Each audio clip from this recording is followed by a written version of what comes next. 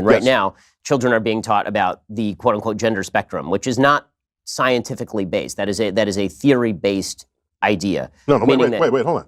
What's going on, guys? So we have Jordan Peterson, one of the most well-known figures on the intellectual right, sitting across from Neil deGrasse Tyson. And Peterson comes in hot, trying to use science as his argument against the gender spectrum. But here's the thing. Neil deGrasse Tyson is a scientist, and he's not going to let that slide. Let's watch. It seems like the left is militating against the advent of science. One of those areas is the area of transgenderism. The argument that is typically made by gender theorists is that gender is entirely separate from sex. You've seen the argument made that it makes no difference on average if men are stronger than women are, and that if we were to allow transgender women to compete with non-transgender women, then this would somehow not disadvantage biological women. And this seems to me absolutely ascientific, that if we're actually going to have a discussion about gender and sex, that should be based in data, which suggests that mammals are in fact binary in terms of their sex, unless you have intersex birth defects typically, or genetic defects. I'm happy to opine on this. This only matters because today we segregate nearly all sports by gender. Otherwise, why do you even give a shit what someone identifies with? We live in a free country, and with consenting adults and people free expression of who and what they are. Man, on adult level, I agree with you. I think it does matter what you teach That's what children. I'm saying. And so there's the matrix of what you are biologically, how you express yourself, who you choose as a sexual partner. If we actually live in a free country, as we tell ourselves, people's freedom to behave in any of those ways should not concern you at all. Nor are they requiring that you behave that way. Okay? Well, this is for their own freedoms, because we live in a free country. Okay, so notice what just happened. Peterson framed this as the left is anti-science, but Neil immediately reframes it around freedom. He's not arguing against biology. He's saying in a free country, what you are biologically doesn't dictate how you get to live. Peterson wanted a science debate. Neil turned it into a freedom debate, and that's a much harder argument for Peterson to win. Now, what is unresolved here is, what do you do with sports? It's unresolved. And I've followed that closely, and I don't see any meaningful solutions to come down off of that. We know that hormones manifest differently in different people, and there's the whole thing with steroids. Steroids are hormones, right? And we rallied against steroids in professional sports because it gives you an undue advantage. So I've tried to think of what the future of sports would be in the world of a gender spectrum. And it may be, you don't specify whether it's a male or female sport. You just take measurements of what your hormonal balances are. And so you compete based on your hormones. This is thought I had. I don't know. I don't know where it's going to land. The WNBA won't be in business for very long if that's the case. It would just be, you'd have to find some way to compete people against each other if you still care that sports is an interesting activity. I guess the area where it does come up in a non-sports area. Yeah, tell me, 'cause I don't know. So it would be, you talk in your book about the education of children and teaching children about science. And right now, children are being taught about the quote-unquote gender spectrum, which is not scientifically based. That is a theory-based idea. No, wait, hold on. People express themselves on a spectrum. So you learn that. That's a social point, not a scientific point. And this is the key moment right here.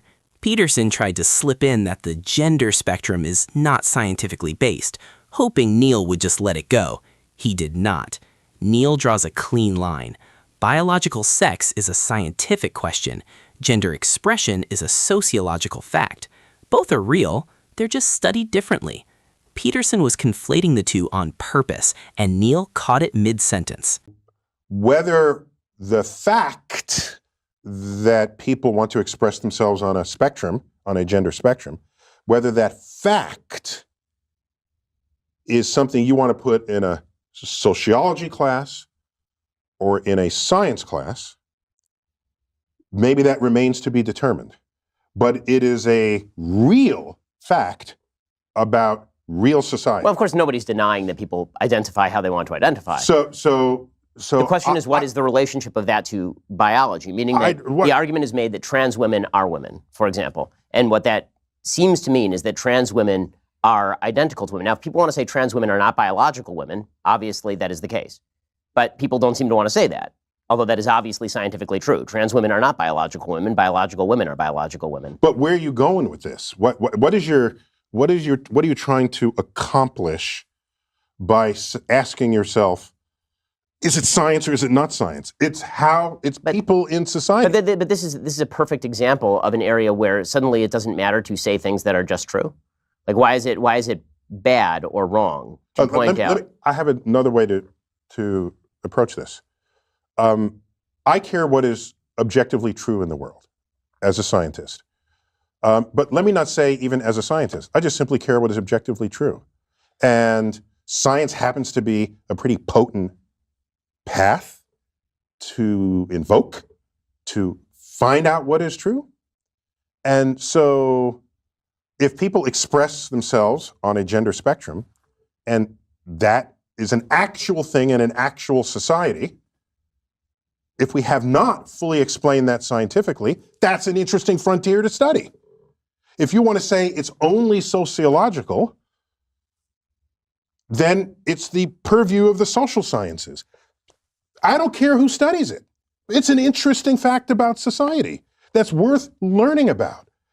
To fight someone and say, it's not biological, it's just your this, it's real and it's there. Well, because it's real because it manifests. But it is real because it manifests. But the question of how to classify manifestation is a scientific question. Meaning that, for example, there was a woman over at Brown University. Mm-hmm. She came out with a study that suggested that there was a phenomenon called rapid onset gender dysphoria, in which a member of a particular group would suffer from gender dysphoria, and this person's immediate peer group would suddenly have an onset of gender dysphoria. This paper was so controversial that Brown tried to pull it, and then was forced to reassign it later.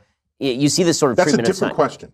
What you're asking now is, are there some topics that should not be studied scientifically? Right. And is there some taboo? And Sam Harris speaks a lot about this. Yes. And I think the concern is, if you study some topic that's a hot button topic and you bring scientific methods and tools to it, we don't trust, I'm interpreting here, I think we as a society don't trust that people in charge in a free country won't try to legislate something that will constrict people's freedoms.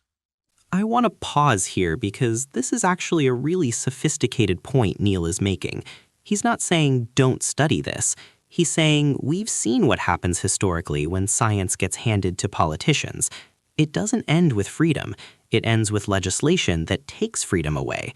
So yes, study everything, but build a wall between scientific discovery and political power. That's not anti-science. That's actually pro-human. Here's an example. I forgot how I ended up getting this phone call. It was some magazine that serves the gay community. And I remember why, because they wanted my opinion on, they wanted my opinion about whether being gay was biological or mental. Right, there's that new study that came out, this vast study. Or psychological. Right, okay? Right. And I said, I don't care which it is. Find out what it is, fine. But the answer to that question should have no consequence on legislations or laws. Because, for example, suppose it said it's purely biological, okay? Then you say, oh, that explains it. Suppose it says it's purely psychological. What are you going to do now? You say, well, now you're going to go to the reorientation camps or whatever those are called, where they realign you because they say it's psychological rather than biological. All of a sudden, people start behaving in ways in society that want to constrict the freedom of expression of who and what people are. And that is a danger. So maybe there needs to be a line in the sand. Let science do what it does, but politicians keep us free.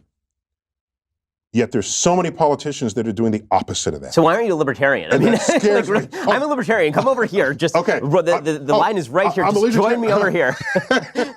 And that's the perfect ending right there. Neil deGrasse Tyson just told Jordan Peterson, one of the loudest libertarian voices out there, I'm already a libertarian. You just didn't realize it. The whole conversation, Peterson was trying to paint Neil into a corner as someone who's soft on science, who's letting ideology override facts. But Neil never once denied biology. He never once said science doesn't matter. What he said was, science tells us what is true. It does not tell us what to do with people. And that distinction between discovering truth and legislating freedom is exactly where Peterson kept losing the thread. Peterson wants to use science as a conclusion. Neil uses it as a tool. Those are two completely different things. This is what a real intellectual conversation looks like. No shouting, no cheap shots, just two people pushing each other's thinking. And honestly, Neil came out on top. Let me know in the comments, do you agree with Neil's take? Do you think Peterson had valid points? I want to hear where you guys land on this.